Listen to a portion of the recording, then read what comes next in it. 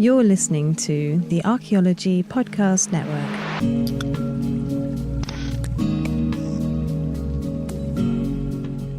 Hey everyone, Chris Webster here from the Archaeology Podcast Network, dropping into your feed with a quick update.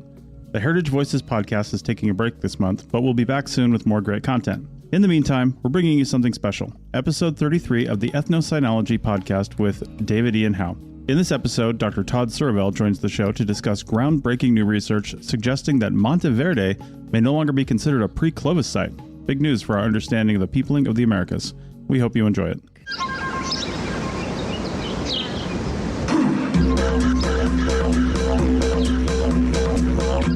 If you're a fan of archaeology, especially archaeology in the Americas, you're probably used to seeing headlines that read something like, "Archaeologists baffled," or "New site completely rewrites the history of the Americas."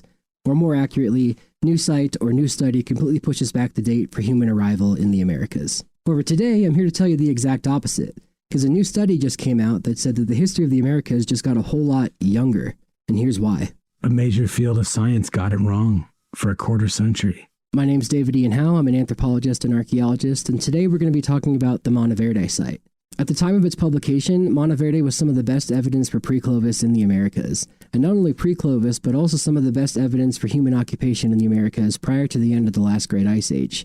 And while there was a lot of debate and a lot of arguments, and is this true, is it not true, is it fake, at the time, a team of researchers went down to Monte Verde and verified its integrity and said that yes, this is in fact a valid pre-Clovis site. And it ended up rewriting textbooks. And the reason why this is such a special site is how is something dated to 14,500 years ago, way down south in South America, how does that predate Clovis when the earliest dates for Clovis in North America only date to about 13,000 years ago? It was controversial, and that's why it rewrote the textbooks. All that said, this video will be an interview with Dr. Todd Surovell, who recently led a research team down to Monte Verde and conducted new archaeological and archaeometric testing and confirmed that the site is actually not older than Clovis, it's actually younger than Clovis. And with his research team in the study that just published, this study will also be groundbreaking. It might have to rewrite textbooks and it will be all over the news. So I'd like this video to serve as the place where you can get the definitive interview with the lead author on the paper about what he did, how he came to these conclusions, and how Monte Verde is possibly far younger than previously believed. Before we get started, though, I'd just like to state two things. One, I was not part of the research team. I was not part of the study. I did not go down to Monte Verde. I'm just relaying the information as best I can to you and providing you with the interview. And then two, just to state a bias, I was Dr. Todd Surovell's student. He was my academic advisor, as I've mentioned in previous videos. However, I disagree with Todd on several things, and I guess for this channel, I don't really have a dog in the fight on South American pre-Clovis archaeology. I'm just relaying the information as best I can. So with all that said, let's get into why Monte Verde is dead, or at least no longer a viable pre-Clovis site. The Americas were the last major continent colonized by humans. The timing of this colonization is heavily debated. For decades, the Clovis first model was the dominant theory, Clovis dating to on average about 13,000 years before the present. Monte Verde II in southern Chile became famous because it appeared to show human presence as far back as 14,500 years before the present. That's 1,500 years before Clovis. The site forced archaeologists to rethink migration routes, suggesting a coastal migration route instead of only an inland corridor on foot. You may be familiar with these two theories, the first of them being the ice-free corridor theory, in which humans crossed the Bering Land Bridge from Siberia into Alaska and then further colonized the peopling of the Americas on foot, chasing large game such as mammoth and bison down into the interior of North America, in between the ice-free corridor. And the coastal migration route, the other one I mentioned there, is also known as the kelp highway hypothesis, as proposed by John Erlandson. And this is the idea that there's kelp forests that stretch all the way from basically Japan, across the Aleutian Islands, down the Pacific Northwest of America, down to South America. And it's the idea that people were following this kelp highway, not just eating kelp, but hunting seals, collecting shellfish, and possibly parking on land at night to make camp and build a fire and get stone tools if they need to on the inland, but continue down the kelp highway all the way down to South America. If this is correct, that would explain how people got to Monte Verde that fast, 14,000 years ago. With the migration theories aside, back to the summary of the paper in my words, the study re-examines Monte Verde with modern dating methods and determines it is actually far younger than Clovis by more than 1,000 years. So What Todd's going to talk about is how Monte Verde is in fact younger than Clovis, not older than Clovis. It is not a pre-Clovis site.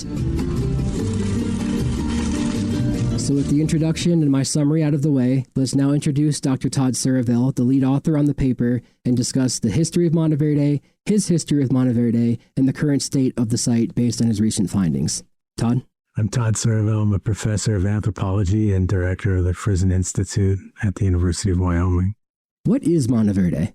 Yeah, so Monte Verde is a site in the Los Lagos region of Chile, in southern Chile, northern Patagonia. Argued to be multi-component, argued to have some of the oldest evidence for humans in the Americas. The most important component of the Monte Verde site is argued to be 14,500 years old. That's the Monte Verde 2 component.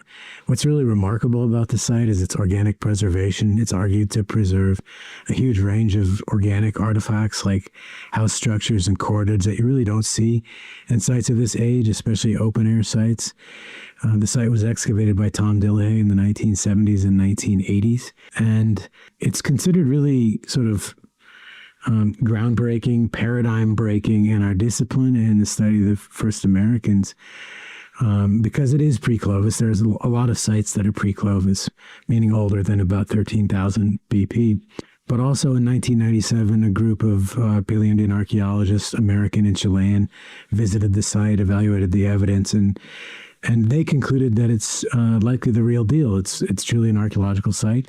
It's 14,500 years old, and it's really far south. If we believe that the first Americans entered the New World across the Bering Land Bridge, the oldest site in the Americas should not be in southern South America. So for all these reasons, it was really quite groundbreaking.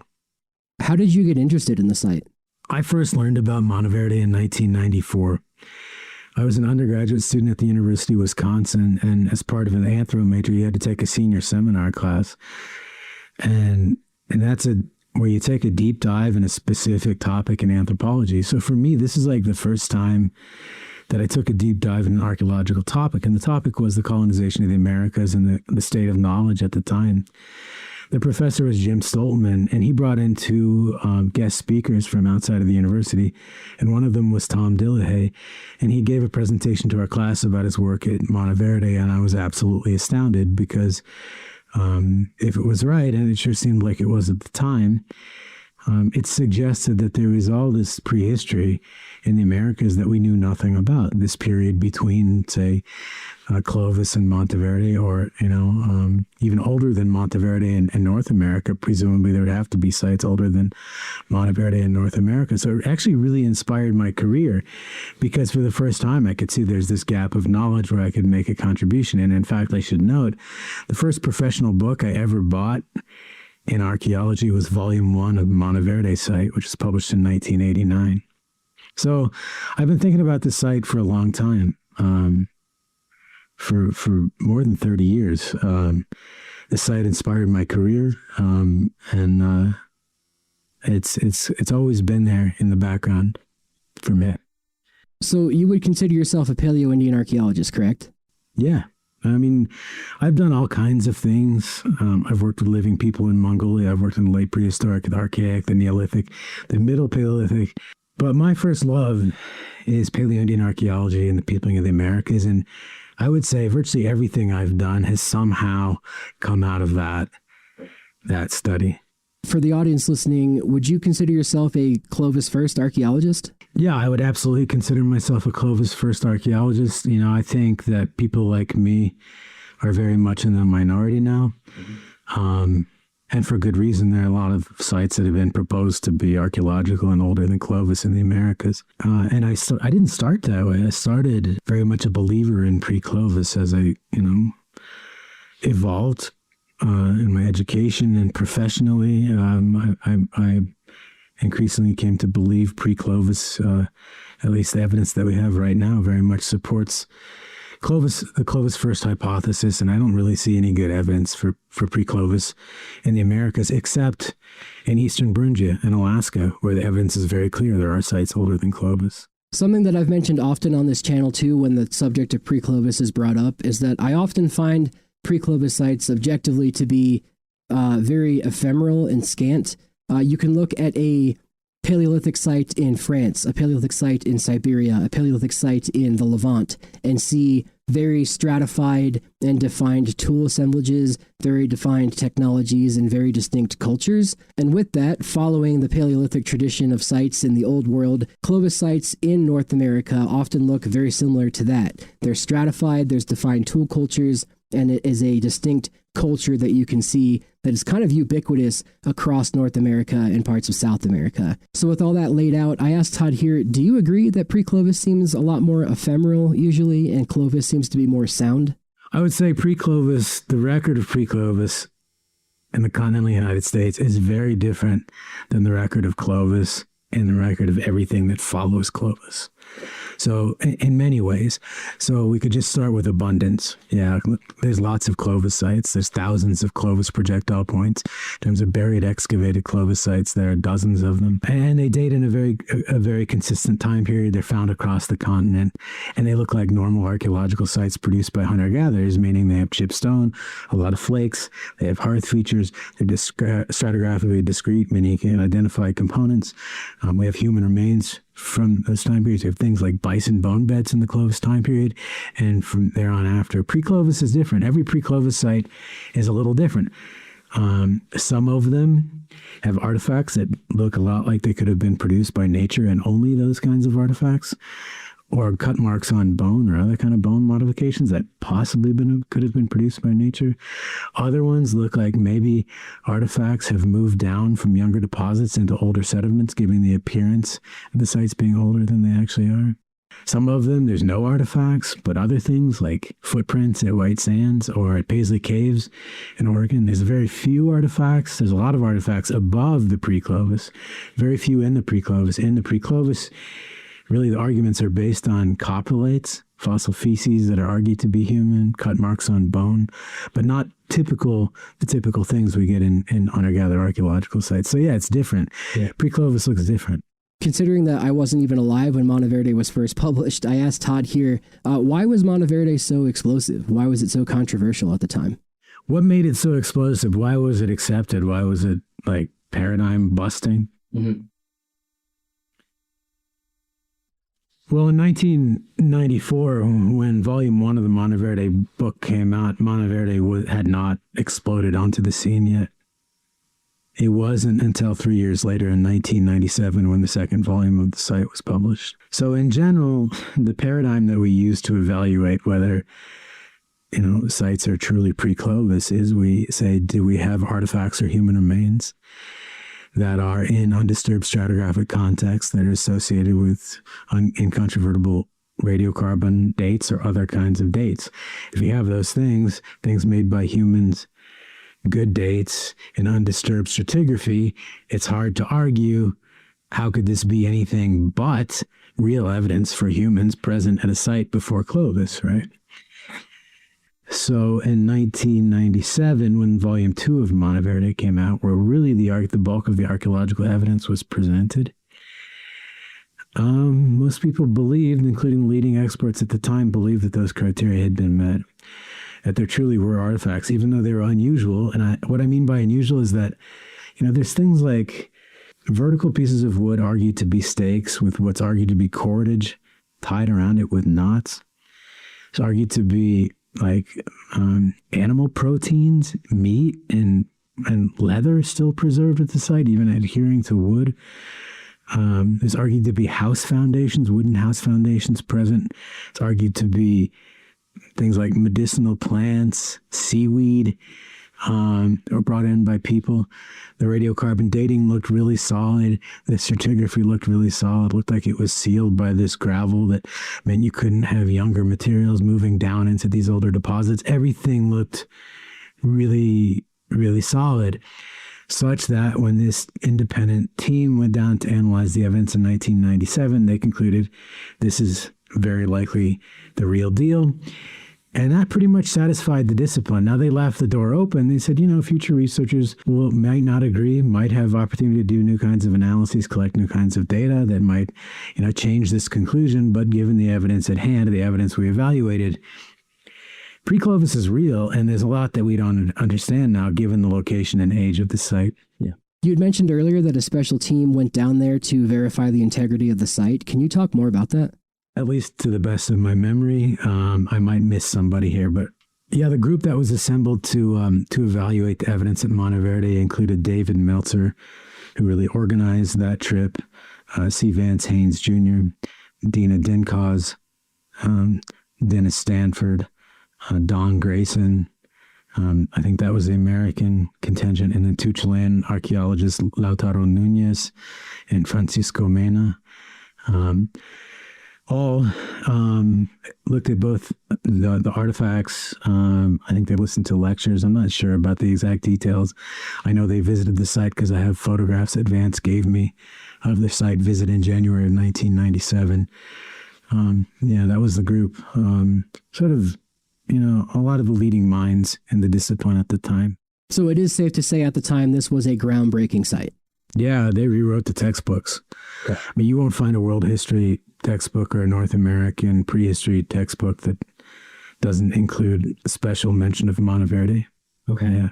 And of course, it's not a minor thing to push back the date of human colonization. Keep in mind the Americas, like if we think of humans colonizing the entire planet, right?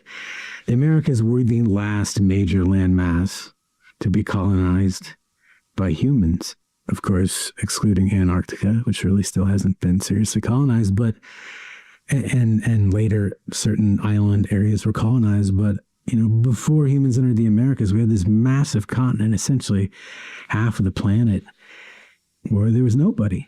Right. So the timing of this event as a moment in human history is like really, really important, which, of course, is why the Folsom discovery was so important, and the Clovis discovery was very important, and Monte Verde, equally important from a historical point of view. Yeah. Can you tell the audience a little more about the Folsom discovery?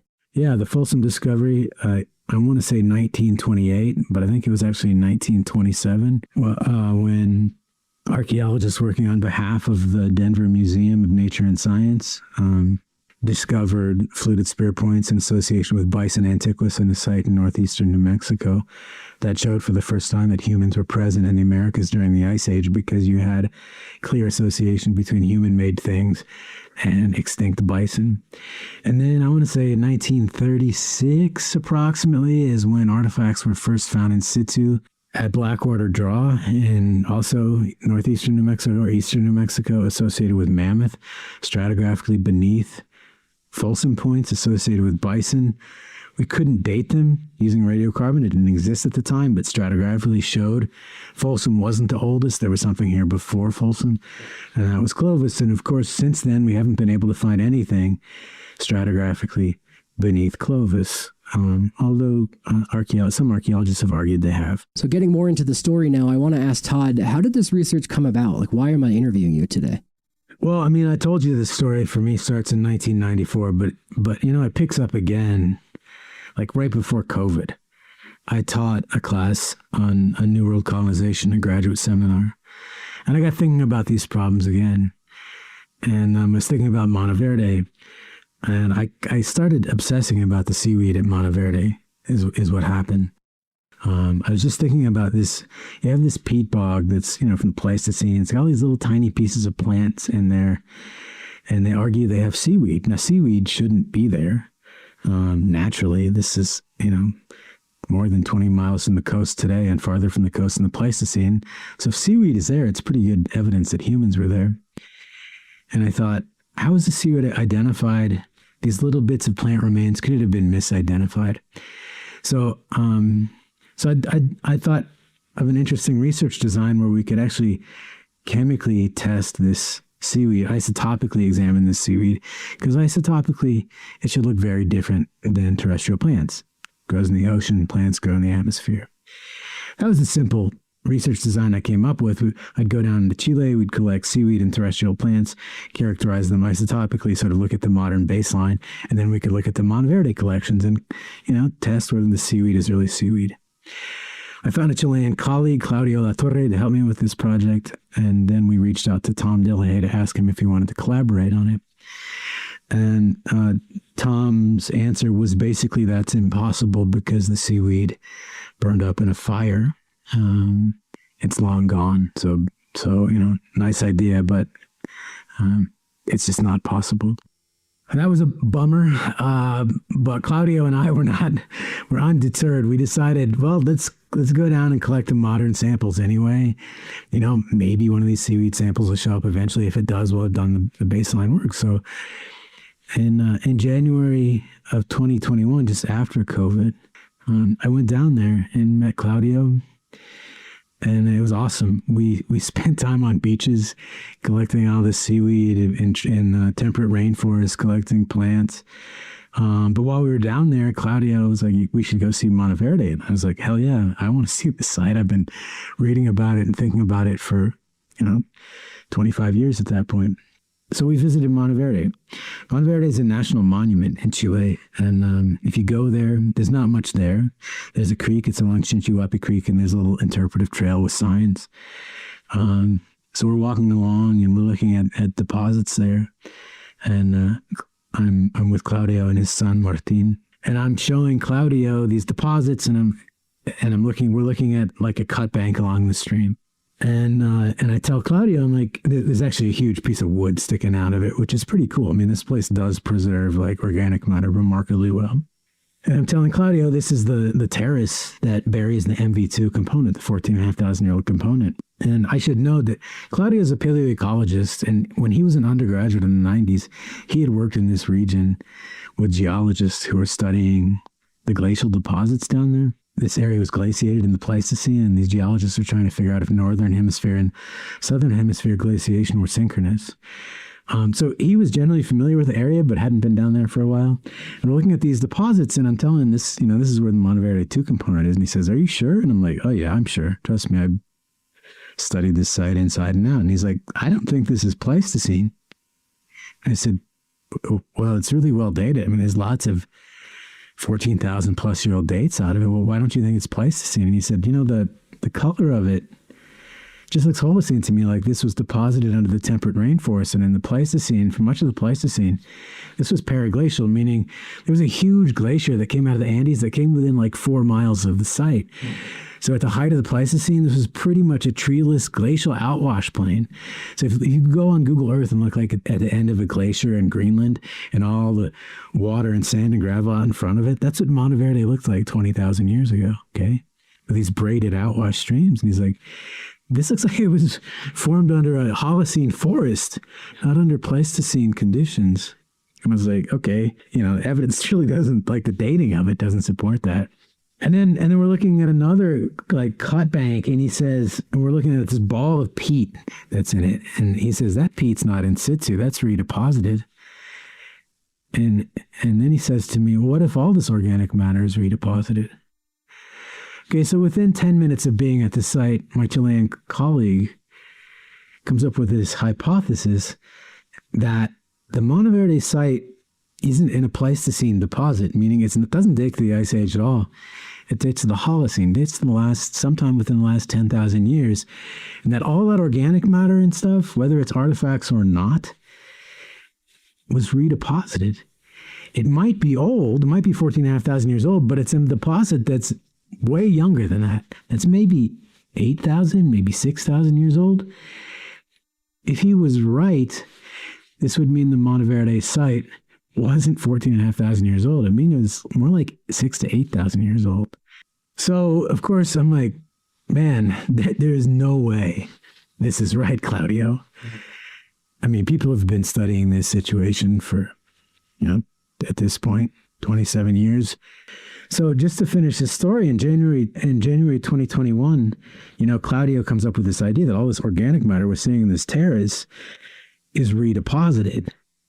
And I say, well, Claudio, if that's the case, it's got to be redeposited from somewhere. There's got to be, if you're right, there's got to be some source for wood and peat from an older deposit. So let's go look at some older deposits. And at Monte Verde, there's really two geologic units. There's this low younger terrace that's very orange in color, and this high older terrace that's gray in color that is widely accepted to be the glacial outwash. So we go look at the cut bank on one of these high terraces, and in the top of it we see big pieces of wood sticking out, and we see peat. And I think, oh my God, This is completely plausible. This is a plausible idea that needs to be tested. That was January 2021.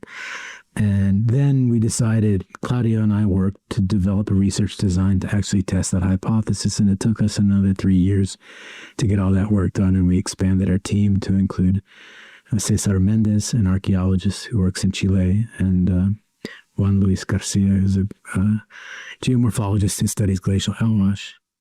So before you, was anyone else able to go sample and look at the site? I mean, yes and no. Everybody's had access to the data that has been available. To my knowledge, nobody's been able to sample at the site, except for Vance Haynes in 1997, where they gave him a couple of profiles that were pre-prepared that he was able to sample. I think that's the only other dating that had been done. In fact, he hadn't dated those samples. So with the introduction and Todd's intro to the story out of the way, let me quickly recap what Monte Verde is. Monte Verde is a site located in South America towards Patagonia that was excavated in the late 1970s and early 1980s. The excavations were led by American archaeologist Dr. Tom Dillahay, who at the time was at the University of Kentucky, but now he works at Vanderbilt University in Nashville, Tennessee. When the site was excavated, they originally found lithics, wooden tools, floral and faunal remains, and also seaweed. As for the lithic tools at the site, they found small flake tools and unifacial scrapers, bifacial points that were lanceolate in form, though as we'll get into later, these might be more Holocene era in shape and size and typology. They also found notchers, choppers, and large informal bifaces. They also found polished stone artifacts at the site, like you'll see here, but as we'll talk about later, these tools might not be Ice Age in typology. They seem to be similar to those found in early Holocene and archaic ones around the surrounding area. As for the organic artifacts, these preserved pretty well due to the swampy and bog-like environment of the site. Dillahay and co. believed they found wooden tools, possibly lances and digging sticks. They also laid out that they found possible architectural elements like tent stakes with twine wrapped around them, as well as planks. Though as we'll talk about later, this might not be the case. They also found twisted plant fibers and cordage. They also found quids of seaweed at the site, which were possibly masticated and chewed by humans, or at least bundled up marine algae. And Dillahay also posited that these were used as food or medicine, which is why, as you'll see in the famous painting by Greg Harlan of Monte Verde, a medicine woman giving the medicine bundle to a person who is either infirm or otherwise laying on the ground injured or something to that extent. As for the faunal remains, which these are very Ice Age in nature, they found the bones of extinct gomphotheres, which are related to elephants, mammoths, and mastodons. And they also found extinct Ice Age camels. And while gomphotheres and camels are definitely Ice Age in taxonomy and age, as we'll talk about later, they seem to be from an older part of the creek that was redeposited on top of the Monte Verde component. One thing I will state, though, that is remarkable about this site is due to the peat bog and the swampy nature of the geology of the area, that's why everything preserves so well. It preserves into a peat bog, and it makes for great preservation, which is why this site at the time seemed so significant, because these things like food, medicine, and extinct Ice Age animals were preserved well in the peat bog area. So moving on to the methods and materials, I want to kind of reiterate what the paper talks about. This study is the first study of Monte Verde not led by its original researchers. Todd and co-authors studied 9 soil and stratigraphic exposures along the Chinchihuapi Creek. They used radiocarbon dating, OSL dating, which is optically stimulated luminescence dating, as well as tephrochronology, which is a study of volcanic ash. But what Todd and co. did was excavated and mapped natural exposures along the Chinchihuapi Creek in a nearby quarry. They collected wood, charcoal, sediment, and sand for dating using radiocarbon, tephra, and OSL, and they used PVC tubes for OSL samples and 3D scanning to record stratigraphy, as well as a bunch of drone photography to create 3D models of the site. As for the radiocarbon dating, if you're not familiar, just a quick recap, everything including you is a carbon-based organism. Anything that, is a carbon-based organism that lives on this planet is carbon-based, and it takes in carbon when it's alive. So let's use an example of wood at the site. Wood near that site takes in carbon when it's alive. When it dies, it stops taking in carbon. Once it dies and stops taking in carbon, we can then collect a carbon date sample or a piece of carbon, usually from a piece of wood, a piece of charcoal from a fire pit, or just extract it from the wood itself here, put that into an AMS machine, which is an accelerated mass spectrometer, and understand the rate of decay of that carbon. Basically, understanding and measuring how long it's been since the day it stopped taking in carbon, or the day it died. But as for optical luminescence dating, essentially that determines when sediments were last exposed to light. So for the purposes of this study, what they did was take alluvial sand at the site, and they did OSL dating to measure the last time that grain of sediment was exposed to sunlight. So in combination with the radiocarbon dates they got from the wood, they determined with OSL dating, the last time that sand was exposed to light, they determined with the study that the wood at that site is 6,000 years older than the sand that was buried there. So the sand got put on top of that wood. As for tephrochronology is the study of volcanic ash. Think about Pompeii. Every time a volcano explodes, like the one at Pompeii, it has a unique chemical signature or a physical signature that then blankets the landscape, and you can find that all over the place. And you can then find different volcanic explosions in the surrounding area like they did here at Monte Verde. So with pollen cores that were taken from previous studies and this study around the area by Lake Condrito, and then based on geochem, you know the age and context is 11,000 years old. So all that said, based on the volcanic explosions in the area and the ones that are at Monte Verde, the ones that are at Monte Verde seem to be older than the site. In some, they identified that a volcanic ash layer called the Lipui Tephra dated to about 11,000 BP, and this sits below the Monte Verde 2 layer. That means that Monte Verde 2 must be younger than 11,000 years old. It is not pre-Clovis. So essentially with carbon dating, soil dating, and volcanic dating, they can tell that Monte Verde is not as old as it seems. So if all that was confusing, you didn't quite follow along, or maybe you did get it, I have Todd here explain the results in his own words.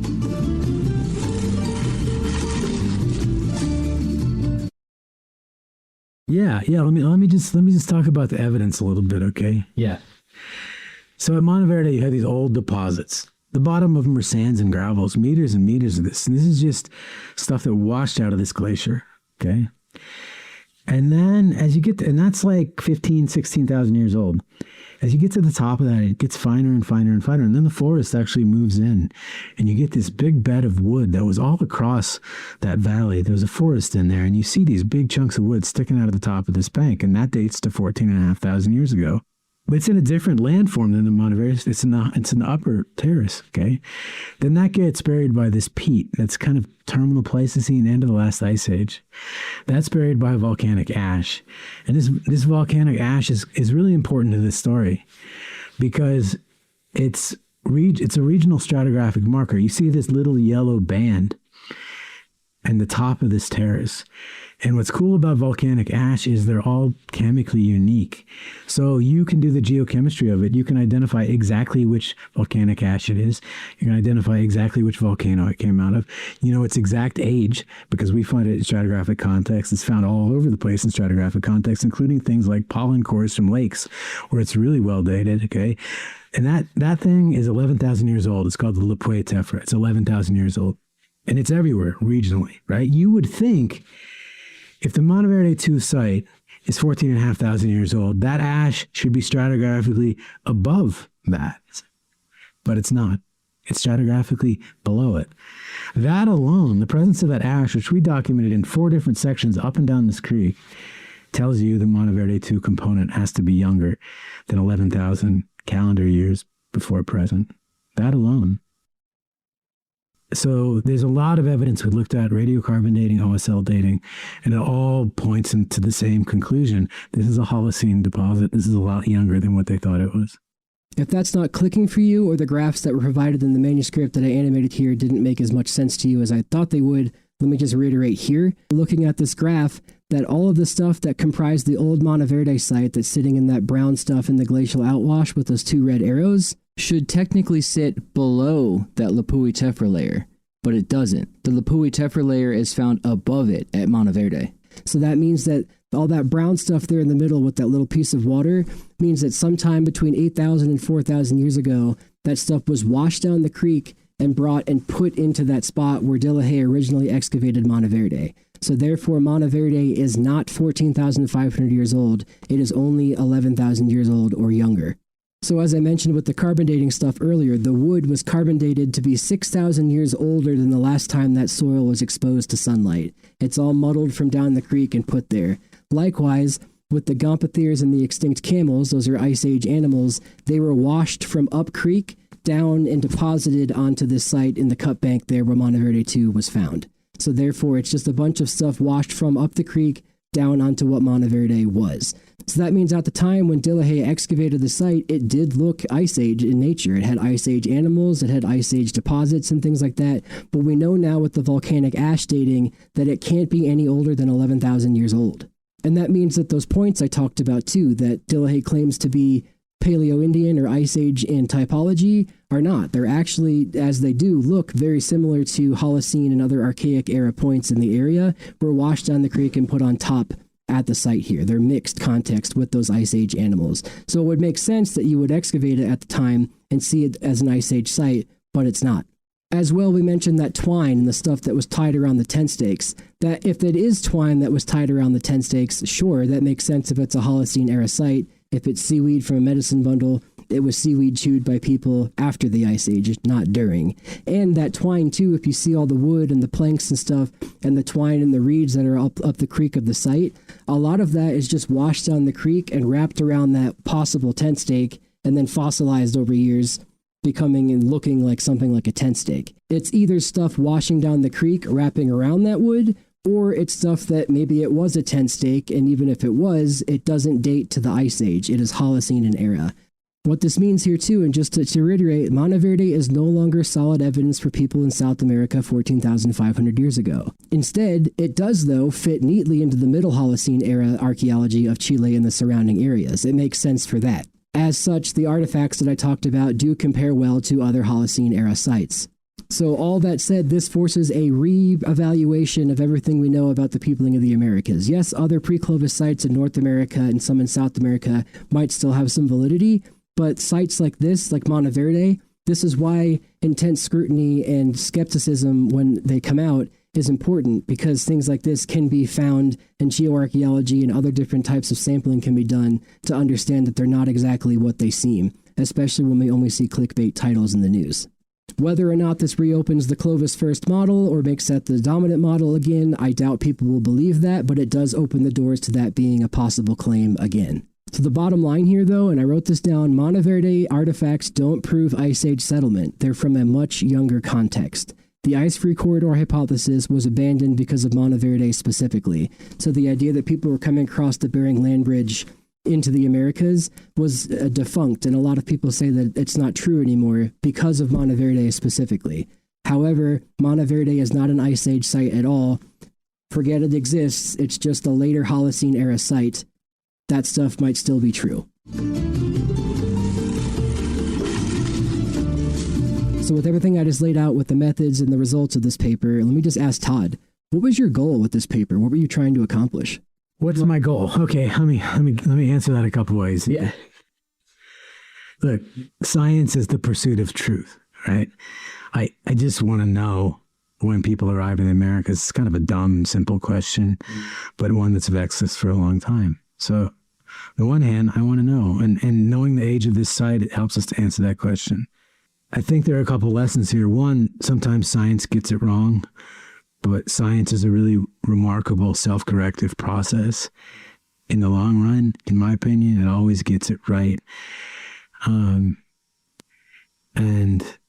what this study really shows is the value of independent evaluation or independent replication. You know, in laboratory science, that's normal. You do some experiment on a bench in your lab, you write up the methods. Anybody else with a lab bench and that equipment and those materials can do the same experiment and replicate or not your results. In archaeology, we are really bad at this. We're really bad at allowing this. There's a culture of ownership of sites, of ownership of collections that tends to prevent this kind of work, right? And again, I'm not even saying we're right. All I'm saying is when we did try to do an independent replication, we failed and we came up with another story. Our work also should be subject to the same process. Other people should go in and do it. But in general, when you're making extreme claims that are paradigm changing, those especially should be subject to independent verification. That is not what happened in 1997. Those people were not allowed to collect samples anywhere they wanted. They were not allowed to do excavations. They were not given unfettered access to the collections. That's the case at many pre-Clovis sites. And I really think we need to change the culture of archaeology. And this is an excellent example of this.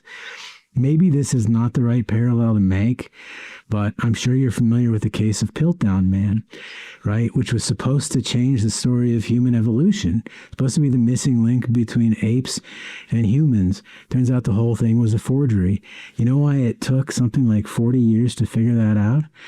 Because the scientists at the Natural History Museum in London who controlled the specimen would not allow access to it. And it wasn't until he passed away that scientists got access to it, and very quickly it was discovered the entire thing was a fake. And I'm not saying Monte Verde is a fake, but what I'm saying is that when you put sites and collections under lock and key and prevent independent evaluation, it slows the progress of science, you know? So to me, like, that's the most important lesson out of this. Yeah, Monte Verde may not be as revolutionary as we thought it was, but it really should be a lesson to our discipline. It's time to change how we do things. Yeah.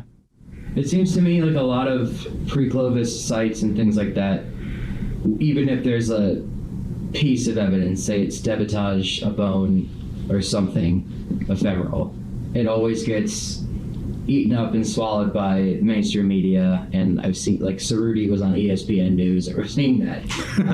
Was it really? It was like a banner, like, on the bottom. Some picture of it. But like Cerruti, for example, in Topper, it comes to CNN, and then archaeologists baffled. With Monte Verde, that was a site like this. So for people that are going to watch this video of me interviewing you here, coming to be like, well, that can't be true. Like, Monte Verde is the site that makes, like, what? Do you see where I'm going with that? I do. Yeah. Look, I told you in 1994, Tom Dillahey gave an incredibly compelling talk to me about Monte Verde that inspired my entire career. 30 years later, I decided he was wrong. Whether you think I'm right or wrong, I encourage you to figure out a way to evaluate what I'm saying, right? You know, become an archaeologist. You can look at the data we've published. You can look at that and you can evaluate it yourself. You can look at all the data that has been published on Monte Verde, these huge amounts, and become an archaeologist, get a permit, collect your own samples. I encourage that. I have no ownership of this, nor do I want any. Please test everything we've done. That's the simple answer. Okay. But what I want to say, when you mentioned like Cerruti showing up on ESPN, the ESPN crawl or whatever, about how all these sites are splashed across the pages of the New York Times, and they make the nightly news and things like that. In my experience, when scientific claims reach that level of publicity, they're usually bullshit. I'm not saying they're always bullshit. Certainly, groundbreaking discoveries do happen. But let me put it to you this way, in terms of like thinking about finding the oldest site in the Americas. We've been looking now for a long damn time. You know, if we talk about since Folsom, nearly 100 years, but we were looking long before that. So let's say I'm looking for the oldest site for 150 years. In that process, we've investigated, let's say, I would say somewhere between 50 and 100,000 sites. Okay.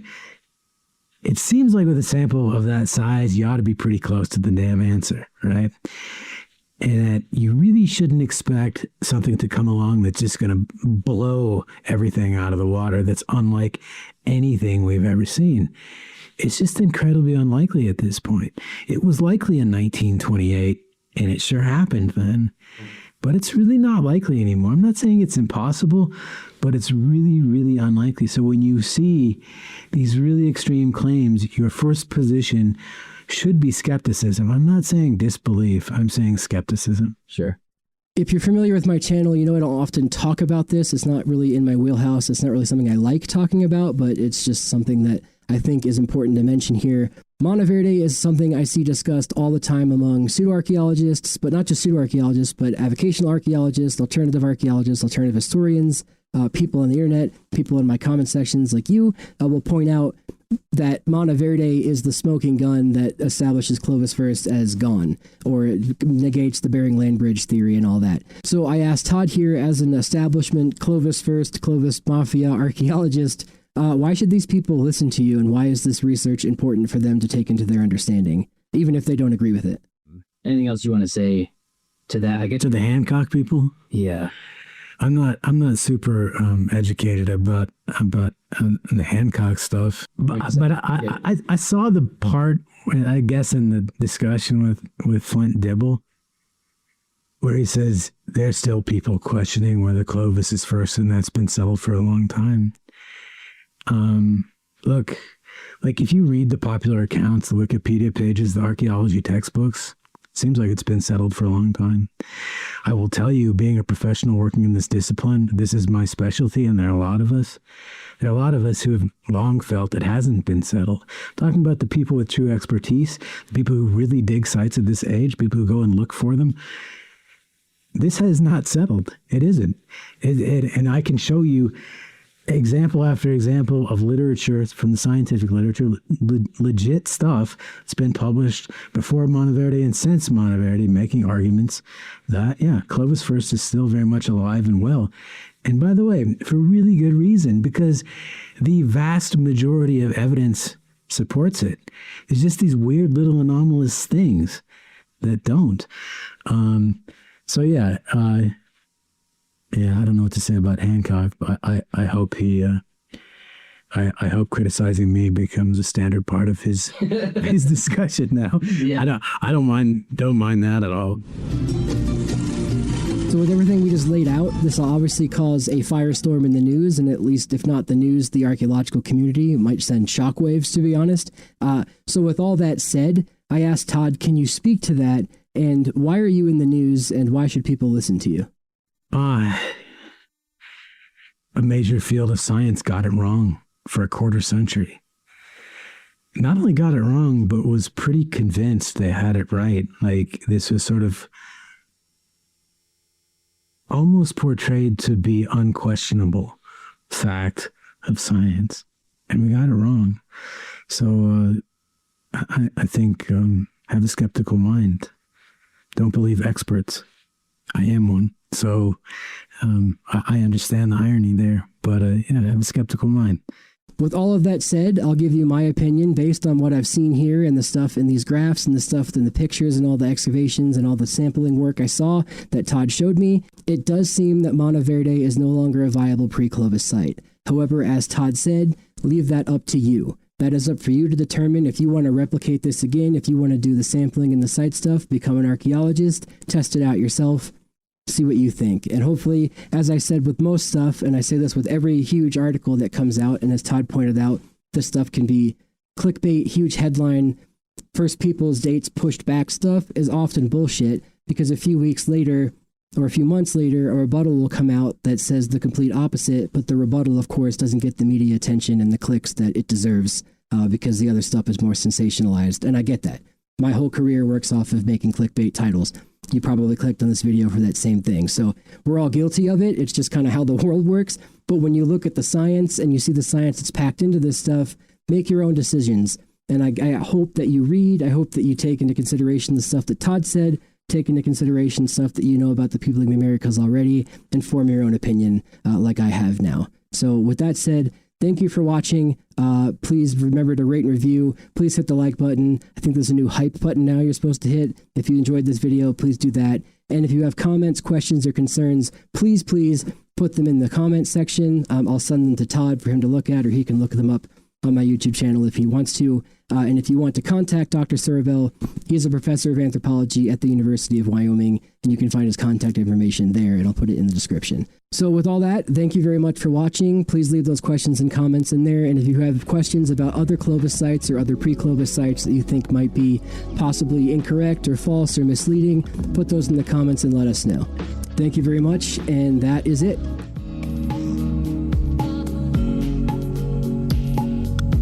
Thanks for listening to the Heritage Voices podcast. You can find show notes at www.archaeologypodcastnetwork.com/heritagevoices. Please subscribe to the show on iTunes, Stitcher, or the Google Play Music Store. Also, please share with your friends or write us a review. Sharing and reviewing helps more people find the show and gets the perspectives of Heritage Voices' amazing guests out there into the world. Don't we just need more of that in anthropology and land management? If you have any more questions, comments, or show suggestions, please reach out to me at jessica@ at livingheritageanthropology.org. If you'd like to volunteer to be on the show as a guest or even a co-host, reach out to me as well, Jessica at livingheritageanthropology.org. You can also follow more of what I'm doing on Facebook at Living Heritage Anthropology and the nonprofit Living Heritage Research Council, or on Twitter at Living Heritage A. As always, huge thank you to Lyle Belenqua and Jason Nez for their collaboration on our incredible logo.